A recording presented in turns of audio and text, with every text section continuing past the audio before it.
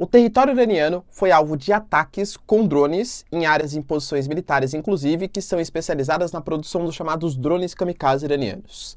Quem realizou esses ataques e quais são as consequências em um Oriente Médio cada vez mais caótico, inclusive com a próxima notícia, que é sobre Benjamin Netanyahu anunciando que os atentados que aconteceram à sinagoga em Jerusalém vão ter resposta.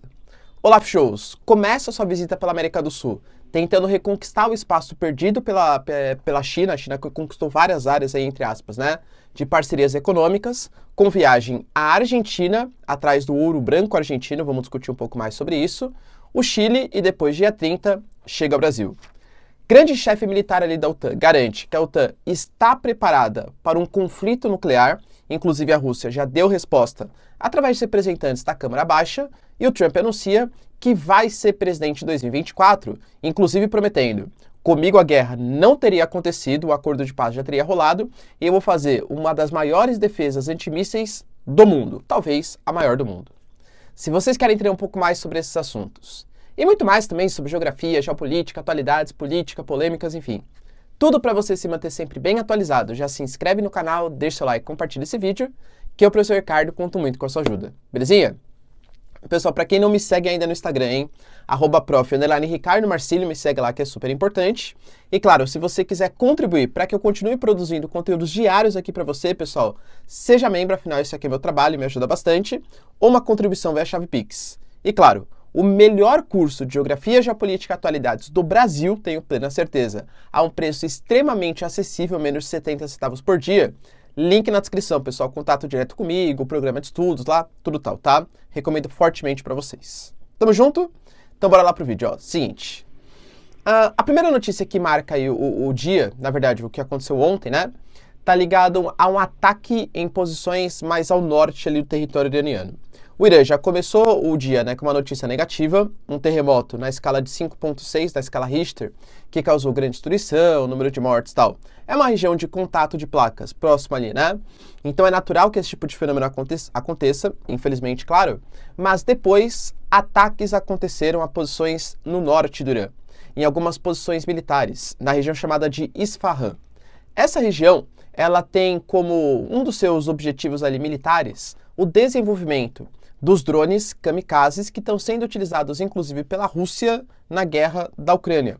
Eu sempre falo para vocês, né? Olha, a Rússia está atacando posições de energia, posições de infraestrutura. Geralmente são com esses drones kamikazes. Esses ataques aconteceram, o Ministério da Defesa do Irã garantiu que de fato eles ocorreram, mas o Irã garante que não houve problemas maiores. O Irã conseguiu interceptar grande parte dos ataques e não houve feridos, grandes danos à infraestrutura, e inclusive deixou uma mensagem bem clara. Os inimigos do Irã, eles querem atrasar o desenvolvimento, querem minar ali a força do país, mas eles não vão conseguir. A grande questão é, né, quem foi o responsável por esses ataques? E eu diria que, assim, qualquer coisa que eu estivesse afirmando para vocês, eu estaria cometendo uma grande injustiça, um grande erro, porque não há confirmação sobre o fato. Ninguém assumiu a autoria do atentado e existem algumas hipóteses colocadas até pelo Ministério da Defesa do Irã. A primeira hipótese, que eu acho pouco provável, é os Estados Unidos. Os Estados Unidos têm hoje o Irã como seus principais, pelo menos assim, diretamente nos Estados Unidos, um dos principais inimigos geopolíticos contemporâneos. E vale lembrar que o Irã, ele é extremamente estratégico pelas suas reservas de gás, pela sua presença de petróleo, um dos maiores países do mundo, e também, talvez o mais importante, porque ele controla o Estreito de Hormuz, que é uma passagenzinha por onde circula a saída dos navios petroleiros que saem do Golfo Pérsico. Então, os Estados Unidos, que desde 79 perdeu o controle daquela área com a Revolução Iraniana, busca uma troca de governo, alguma coisa que aconteça ali, para deixar de ter o Irã controlando essa passagem. É muito estratégico o Irã, está meio que no coração do Oriente Médio, muitas reservas de gás e petróleo e a passagem do Estreito de Hormuz. Eu não acho que os Estados Unidos, nesse momento, compraria, pelo menos não diretamente, talvez uma guerra por procuração aí sim, tá? Mas diretamente o conflito com o Irã. A segunda hipótese está ligado ao que a gente vai falar daqui a pouquinho, que é o caso de Israel. Israel vem tomando atitudes um pouco mais belicistas, com Benjamin Netanyahu fazendo uma aliança com grupos que não gostam do Irã, que não gostam dos palestinos. Então, ataque a Israel, que sabe que o Irã tem um dos seus objetivos também a destruição de Israel no Oriente Médio, e o Irã está fazendo armas nucleares, Israel já cogitou, inclusive ano passado, fazer ataques preventivos antes que o Irã os ataque. Pode ser. Outro contexto que está sendo colocado é o próprio Azerbaijão. A gente teve um ataque à embaixada do Azerbaijão, que aconteceu anteontem, né? Inclusive com uma morte acontecendo, e o Azerbaijão tirou todos os seus embaixadores ali, seus representantes diplomáticos da embaixada, alegando falta de segurança. O governo do Irã e o governo do Azerbaijão conversaram, e assim, embora tenham tradicionais rusgas entre os dois países, eu duvido também que seja um ataque do governo do Azerbaijão. Na geopolítica tudo é possível, claro, né? Mas Irã e Azerbaijão, por exemplo, não se conversam muito porque Azerbaijão é um grande aliado da Turquia, que é um histórico rival do Irã. O Azerbaijão tem parcerias militares com Israel, que, claro, é um grande inimigo do Irã. A gente tem, por exemplo, o Azerbaijão e Irã fazem fronteira, né? O Azerbaijão incentiva movimentos separatistas, inclusive nas áreas, nas posições que foram atacadas do norte do Irã, né, que eu tô falando para vocês. Então, existem disputas geopolíticas e até mesmo em conflitos externos, por exemplo, Nagorno-Karabakh.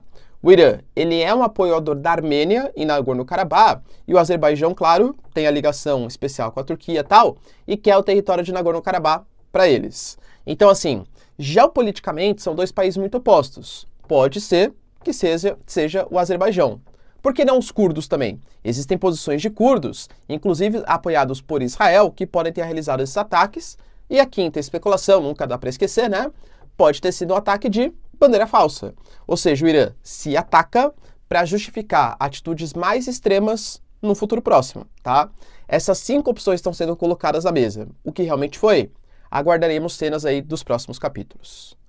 Outra notícia importante está ligado a Benjamin Netanyahu prometendo respostas mais fortes ao atentado que aconteceu na sinagoga em Jerusalém. A gente falou no último vídeo um pouco mais sobre isso, mas só para quem não viu, né, fazer um breve histórico aqui.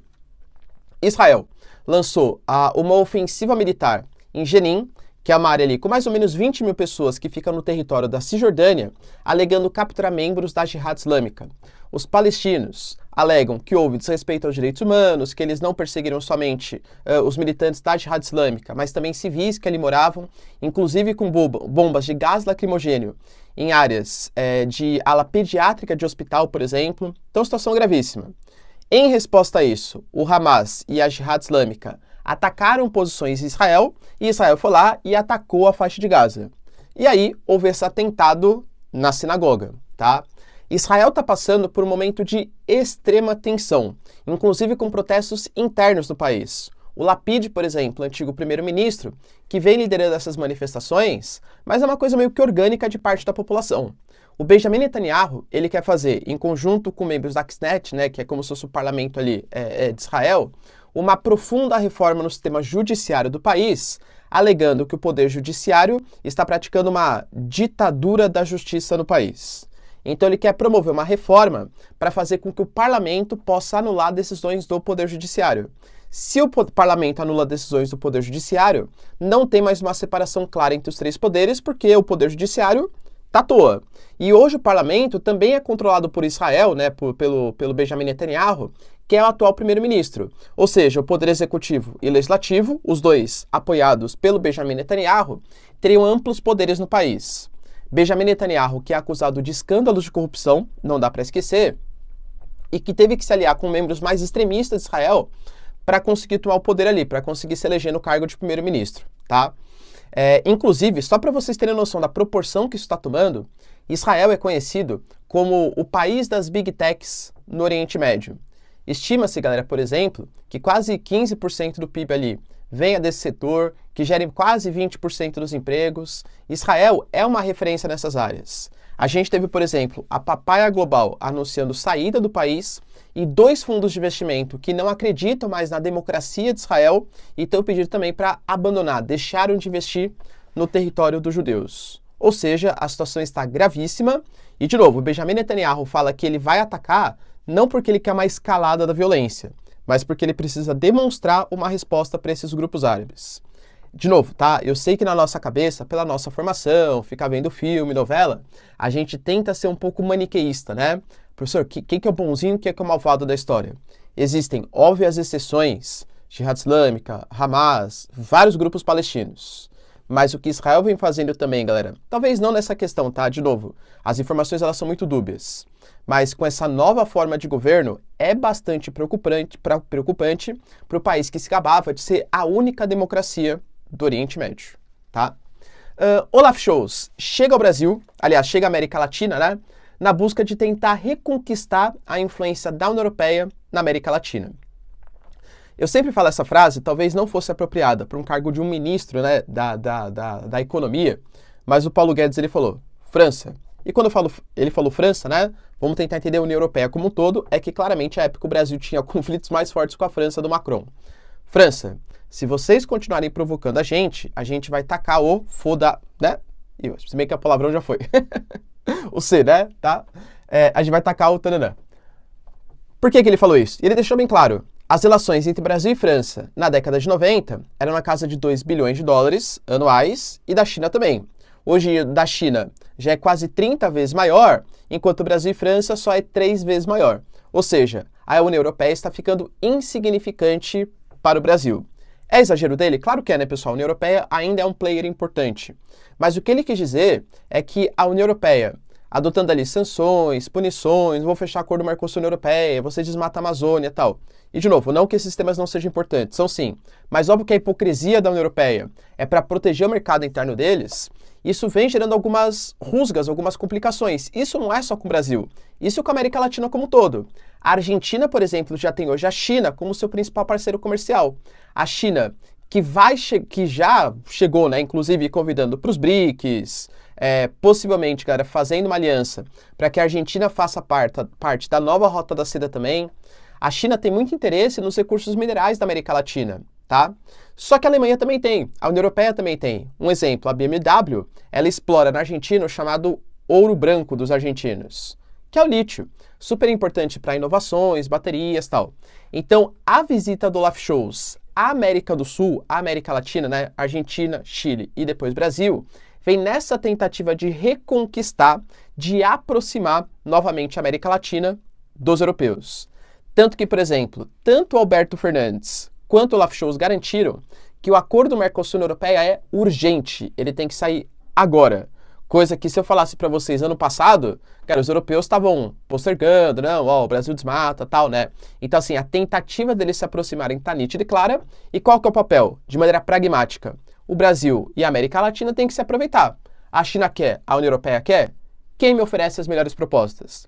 Se eu ficar em cima do muro aqui, ó, o que eu ganho de lado, o que eu ganho do outro? A Argentina, por exemplo, já anunciou que não vai ajudar na guerra da Ucrânia.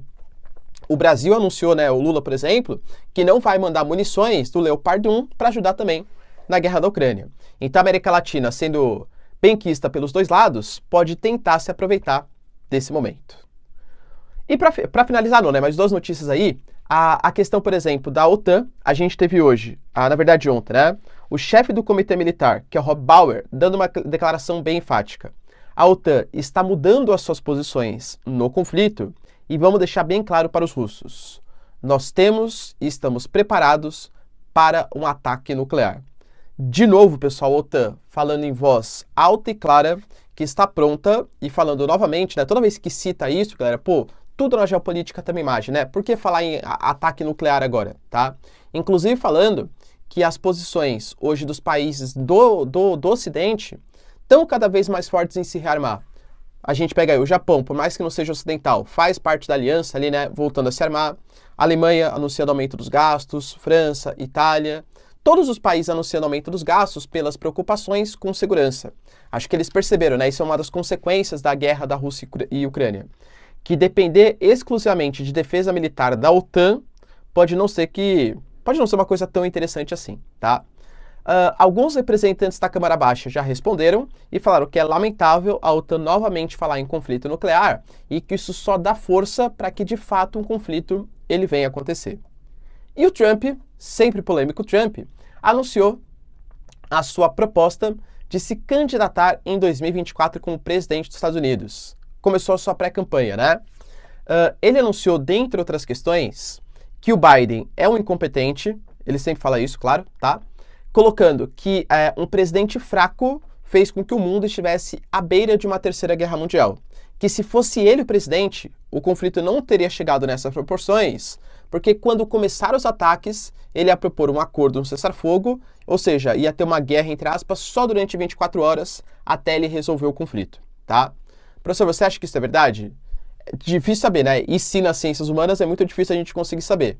Mas é fato que a questão é muito mais complexa do que uma fraqueza do Biden, que de fato acontece, né? A invasão que aconteceu à Crimeia em 2013 para 2014, depois o acordo de Minsk que não foi assinado, a Rússia incentivando movimentos separatistas, a Ucrânia atacando os russos nas posições em Donbass, a guerra ia estourar em algum momento, tá? Talvez a presença do Biden possa ter acelerado ou não, né? Mas não sei exatamente o que o Trump poderia fazer o contrário se fosse ele o presidente. O que você pensa? Teria uma guerra se o Trump fosse presidente? Deixa aí nos comentários. E falou também na possibilidade de desenvolvimento de o maior escudo de defesa antimísseis do mundo, alegando que os Estados Unidos precisa voltar a investir em aspecto militar para não ficar sobre ameaça dos chineses, dos russos e por aí vai, tá? Embora essa volúpia do Trump, né, essa força aí do Trump seja bem nítida, a gente não sabe nem se ele vai ser o candidato dos republicanos. Ele está sob investigação pelo roubo, ou suposto roubo, de arquivos que pertencem à Casa Branca, da mesma maneira que o Biden também tá, da mesma maneira que o Mike Pence também tá, né, ex-vice-presidente dos Estados Unidos, tá? E a gente sabe que o governador da Flórida hoje, o Ron DeSantis, ele é um Trump sem a parte negativa do Trump, digamos assim, para grande parte dos republicanos. Então, os republicanos mais moderados veem o Ron DeSantis com mais possibilidade de vitória nas próximas eleições do que propriamente o Trump, que já foi derrotado. Beleza, pessoal? Deu para entender os principais acontecimentos? Se vocês curtiram o vídeo, então, já deixa seu like, se inscreve no canal. Tamo junto, beijos, abraços e tchau, tchau.